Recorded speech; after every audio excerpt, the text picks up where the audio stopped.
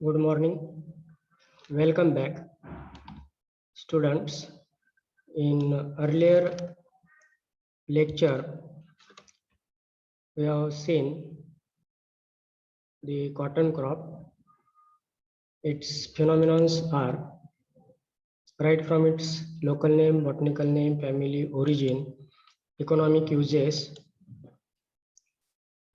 ecology, then varieties, varietal distribution, then the land preparation, that is the preparation of land, seed treatment.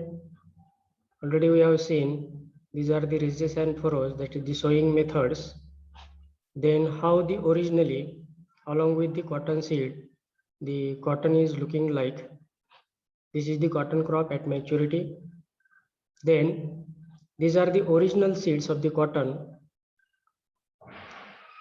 Then the seed treatment, sowing time, sowing methods, seed rate, spacing.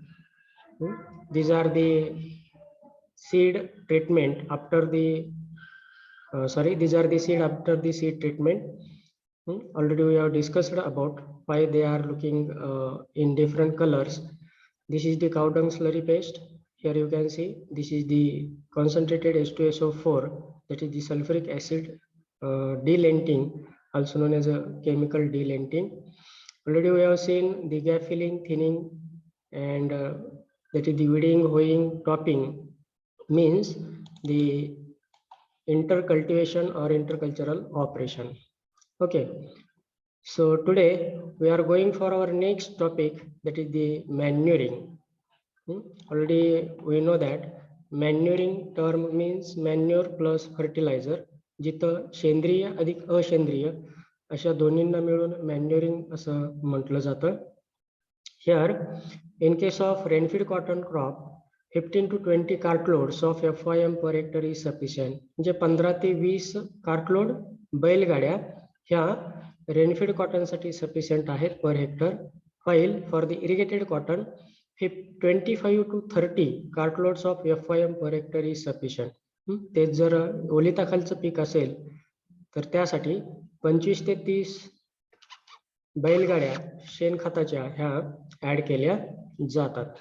Now FIM is added and well mixed before the final preparation of seed bed, because of we know that the organic manures, these are not in ready form, so after application they decompose, then converted into humus, and then after release their nutrient into the soil.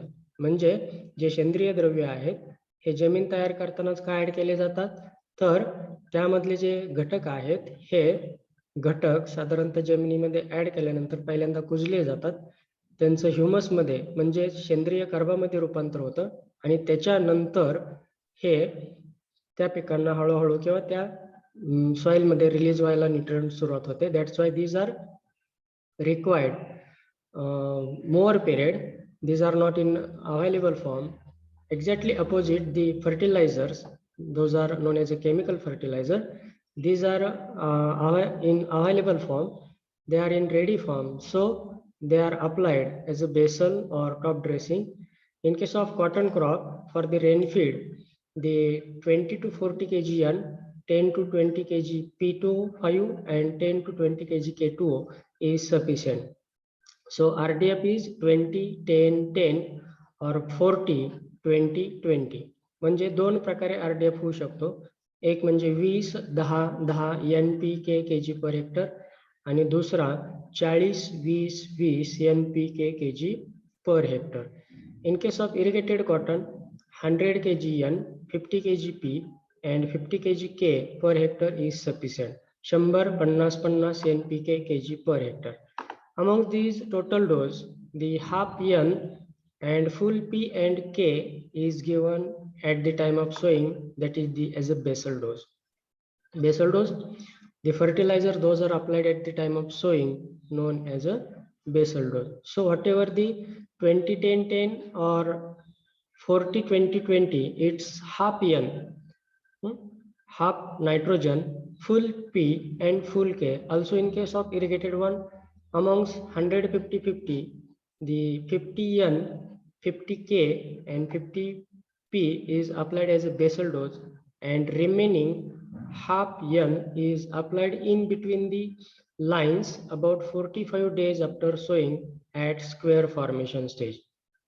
Square formation stage, we will see the different growth stages are there later on. In case of irrigated cotton, the top dressing of fertilizer may be done twice. In case of the rainfed, whatever the half N is applied 45 days after, also in case of the irrigated one, but among these 50%, 25% at 45 days and remaining again at the bud formation stage. means जे ओलिताखालचं आपण पीक घेतोय त्याच्यामध्ये राहिलेला nitrogen 2 वेळा split केला जातो, परंतु पावसाच्या आधारे मात्र राहिलेला नायट्रोजन एकदाच, तो म्हणजे 45 दिवसांनी, ज्याला स्क्वेअर फॉर्मेशन असं स्टेज असं म्हटलं जातं, त्या स्टेजला दिला जातो. आणि अंडर इरिगेटेडचा स्क्वेअर फॉर्मेशन स्टेज आणि बड फॉर्मेशन स्टेजला त्या ठिकाणी अप्लाय केला जातो. In case of dibbling cotton crop, fertilizer should be applied by ring method. म्हणजे हे टॉप ड्रेसिंग आहे ते उभ्या पिकामध्ये त्या ठिकाणी ओळीनं दिलं जातं, आणि जर डिबलिंग मेथड असेल means there is a distance between 2 rows and 2 plants, there is application of fertiliser by ring method, म्हणजे त्याला गोल आळ करून त्या ठिकाणी खत दिलं जातं. Now regarding the irrigation, cotton plant is very sensitive to both conditions, that is the less moisture or more moisture. या पिकाला पाणी कमी आणि जास्त अशा दोन्ही प्रकारच्या कंडिशन मध्ये हे पीक अतिशय सेन्सिटिव्ह आहे. म्हणजे पाणी कमी पडलं तरी नुकसान होतं आणि पाणी फील्ड मध्ये या पिकाला जास्त झालं तरी सुद्धा त्याच्यामुळं पिकाचं नुकसान होतं. So therefore very important to maintain the optimum soil moisture at different stage of plant growth. या पिकाच्या ज्या वेगवेगळ्या वाढीच्या अवस्था आहेत, आपण त्या पिक्चर मध्ये नेक्स्ट स्लाइड मध्ये पाहणारच आहोत. तर ह्या वाढीच्या अवस्थेनुसार किंवा ज्याला आपण बाकीच्या पिकांमध्ये सुद्धा क्रिटिकल ग्रोथ स्टेज, पिकाच्या वाढीची नाजूक अवस्था, ज्याची definition stage of crop growth during which if the unfavorable climatic condition or lack of soil moisture directly affect its yield. म्हणजे ही पिकाच्या वाढीची अशी अवस्था आहे की ज्या ठिकाणी जर वातावरणामधला पॅरामीटर म्हणजे ऊन, वारा, पाऊस हे एक्स्ट्रीम लेवलला एकदम कमी किंवा जास्त झाले, किंवा जमिनीमधलं सॉइल मॉइश्चर हे जर कमी झालं, तर याचा डायरेक्ट परिणाम आपल्या उत्पन्नावरती होतो. तुम्हाला मी कल्टिवेशन प्रॅक्टिसेस किंवा मॅनेजमेंटल प्रॅक्टिसेसच्या वेळेस आपण डिस्कस केलं होतं की मनुष्य सुद्धा वाढीच्या वेगवेगळ्या अवस्थेमध्ये वाढतो, आणि ह्या वाढीच्या अवस्थेमध्ये वाढत असताना ज्या आपल्या वाढीच्या अवस्था आहेत, म्हणजे चाइल्डहुड स्टेज असेल, टीनेज असेल, यंग असेल, अडल्ट असेल आणि ओल्डर असेल, तर जर आपल्याला लहानपणी म्हणजे वाढीच्या एकदम सुरुवातीच्या अवस्थेमध्ये जर आपल्या शरीरामध्ये अन्नद्रव्यांची कमतरता त्या ठिकाणी निर्माण झाली, तर ज्याला आपण कुपोषण म्हणतो, त्याचा परिणाम पूर्ण पुढील आयुष्यावरती होतो. त्याचप्रमाणे या वाढीच्या अवस्थेमध्ये पिकांच्या जर वातावरणामधला पॅरामीटर कमी किंवा जास्त झाले किंवा जमिनीमध्ये पाणी जर कमी पडलं, तर त्याचा परिणाम पूर्ण त्या पिकाच्या लाईफ सायकलवर होतो, म्हणजेच मिळणाऱ्या उत्पन्नावरती त्या ठिकाणी होतो. So here the water is applied as per the different critical growth stages. This is possible in irrigated crop. जर ओलिताखालचं क्रॉप असेल तर आपण ते मॅनेज करू शकतो. In case of rainfed crop it is not possible to maintain. Okay, so in case of these cotton crop, the irrigation should be flowering to boll opening is the most critical growth stage of cotton crop. Flowering पासून म्हणजे त्या पिकांना फुलं येण्यापासून जे काही बोंड आहे, ज्याला आपण बोल म्हणतो, हे बोल ओपनिंग पर्यंत या पिकाला हे पाणी अतिशय महत्वाचं राहतं. Water trace at this period reduce the yield. जर पाण्याची कमतरता निर्माण झाली तर त्याचा डायरेक्ट परिणाम उत्पन्नावरती होतो. In summer irrigation it is given at every week. म्हणजे जर आपण इरिगेटेड क्रॉप उन्हाळ्यामध्ये घेतलं तर प्रत्येक आठवड्याला साधारणतः याला पाणी दिलं जातं. under prolonged dry spell in monsoon irrigation given at 12 to 15 days interval. जर पावसाळ्यामध्ये दोन पावसामधलं अंतर जर वाढलं तर मात्र 12 ते 15 दिवसाच्या अंतरानं या पिकाला पाणी त्या ठिकाणी दिलं जातं. It is stopped by the end of September in case of देशी cotton and by end of October in case of American cotton. म्हणजे देशी कॉटनच्या व्हरायटी असतील आणि अमेरिकन कॉटनच्या व्हरायटी असतील तर मॅच्युरिटीच्या 15 दिवस अगोदर हे पाणी काय केलं जातं, पिकाच्या व्हरायटीनुसार.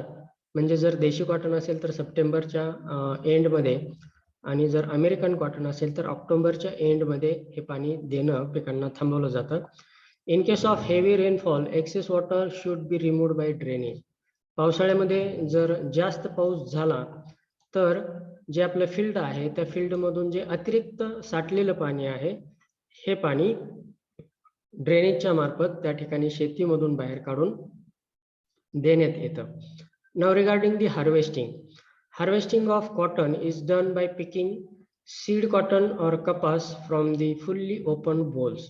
म्हणजे जे कापूस आहे हा कापूस ज्याला पिकिंग म्हणजे वेचणी असं म्हणतं, along with the seed cotton.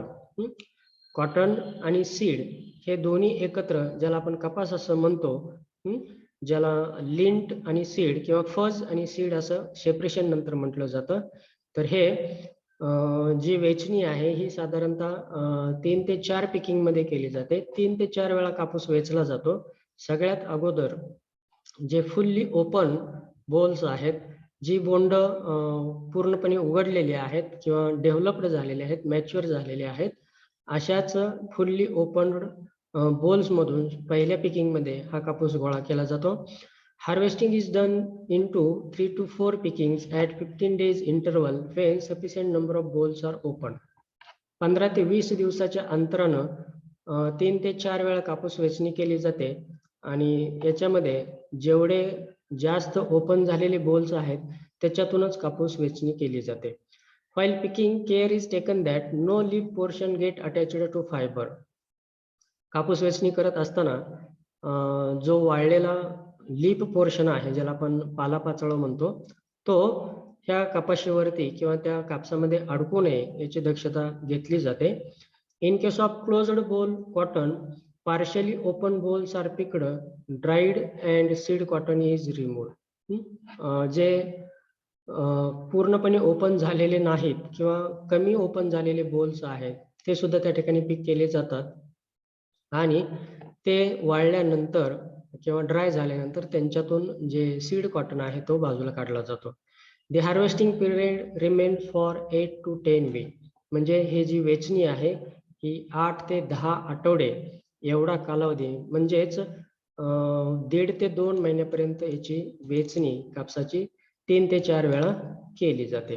Okay, you can see here this is the branch और plant stem and you can see here one is vegetative growth and another one is a reproductive growth branch.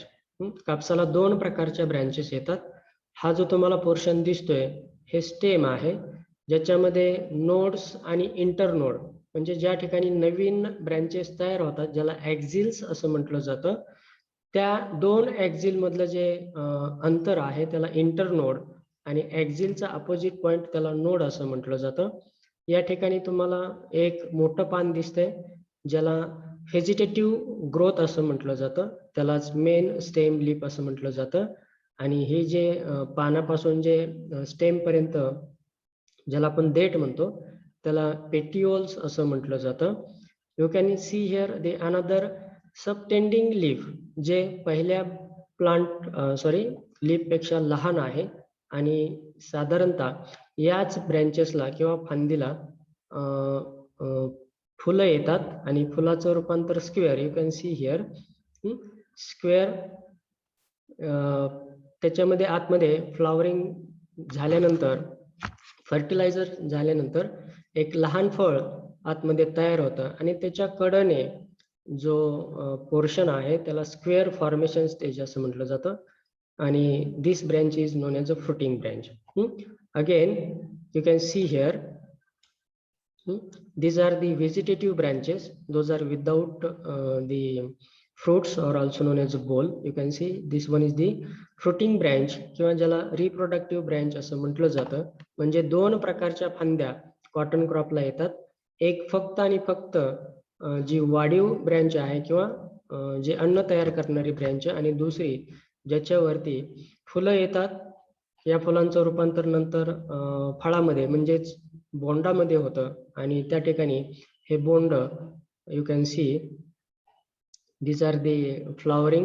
Means on the first day you can see here the green portion, ज्याला आपण square जे मगाशी म्हणत होतो त्या स्क्वेअरचा portion you can see here. In first day the flower is looking like a total white. On the second day immediately it turn into pinkish one. On the third to fourth day, तिसऱ्या आणि चौथ्या दिवशी अशा प्रकारे ते दिसायला लागतं. आणि 5 ते 7 दिवसात त्याच्यामध्ये जे बोल किंवा बोंड सेटअप झाल्यानंतर किंवा फ्रूट सेटिंग झाल्यानंतर जे काही पाकळ्या आहेत त्या फ्लॉवरच्या पाकळ्या सुकून जातात. आणि नंतर साधारणतः you can see here these are the brackets. जर ब्रॅकेट हे पूर्णपणे झाकलेले असतील तर त्याला स्क्वेअर फॉर्मेशन स्टेज असं म्हटलं जातं. You can see here this one the bracket. ज्यावेळेस हे इनिशिएशन होतं, बोंड इनिशिएशन होतं, म्हणजे बोल डेव्हलपमेंट होतं आणि लहान असतं. ज्यावेळेस या पाकळ्या किंवा ब्रॅकेट तिन्ही चारी बाजूनी मिटलेले असतात त्याला स्क्वेअर फॉर्मेशन स्टेज असं म्हटलं जातं. So this one is the flower. You can see the ovary, ovule, the locule containing the ovules, then bracket. After the fertilization of these ovary, there is a development of these bolls, that is the developing bole, and the brackets are there. And after opening of these brackets, these are looking like a burr, means these are the dried brackets along with the locules containing the seeds. याला आपण कापूस, ज्याच्यामध्ये आतमध्ये काय आहेत, बिया सुद्धा आहेत. So here the harvesting is done if your field is larger one. जर क्षेत्र खूप मोठं असेल तर nowadays already we have seen the wheat crop, there is a combined harvester. किंवा sugar cane crop is also there is a harvester of sugar cane. म्हणजे ऊस तोडणी यंत्र असेल, गहू मळणी यंत्र असेल, हे ज्या प्रमाणात खूप मोठ्या प्रमाणात जर फील्डवरती त्या ठिकाणी जर क्रॉप असेल आणि if there is a insufficient labour supply आणि मजुरांची जर कमतरता असेल तर ह्या मशिनरीज वापरल्या जातात.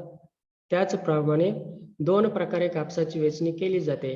एक म्हणजे 3 ते 4 वेचणीमध्ये हा कापूस फुल्ली ओपन बोंड किंवा बोंडातून घेतला जातो मजुरांच्या सहाय्यानं. आणि दुसऱ्या मेथडमध्ये ॲट अ टाइम काय केलं जातं तर यंत्राच्या सहाय्यानं त्याची वेचणी किंवा ज्याला आपण हार्वेस्टिंग असं म्हणतो ते केलं जातं. So here this is about the harvesting. Then the yield is there. In case of deshi cotton 4 to 6 quintal per hectare. In case of American cotton 10 to 12 quintal per hectare. Hybrid under rainfed condition 12 to 20, and hybrid under irrigated 20 to 30 quintal per hectare. म्हणजे जे देशी cotton आहेत हे देशी cotton 4 ते 6 quintal, American cotton 10 ते 12 quintal, आणि जे हायब्रिड कॉटन्स आहेत हे हायब्रिड कॉटन 2 कंडिशन मध्ये, एक पावसाच्या आधारे 12 ते 20 क्विंटल आणि पाण्याच्या आधारे म्हणजे आपण जे कृत्रिमरित्या पाणी देतो त्याच्या आधारे 20 ते 30 क्विंटल पर्यंत आपल्याला उत्पादन त्या ठिकाणी देऊ शकतात. Now yield of lint.